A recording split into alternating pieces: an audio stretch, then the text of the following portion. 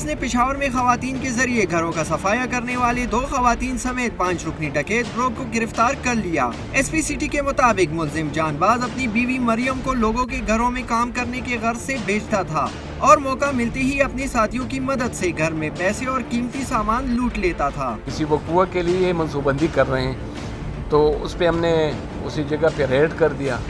उनमें से जो है ना ये बंदे गिरफ्तार हुए, उसमें हमने प्रॉपर 401 का पर्चा दिया हुआ है। गिरफ्तार खवातीन में मरियम का ताल्लुक अफगानिस्तान से जबकि दूसरी खातून गुलाले का ताल्लुक गुलबेला से है। पुलिस के मुताबिक गुलाले लेडी हेल्थ वर्कर भी है और हाल ही में इस गिरोह में शामिल हुई थी। यही मेरी पहली दफा थी, न पहले इनको जानती थी न इनका पता था।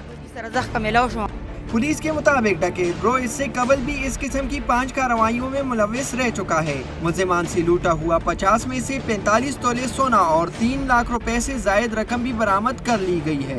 कैमरामैन इमरान हसन के साथ हसन जहांगीरी, डॉन न्यूज़, पेशावर।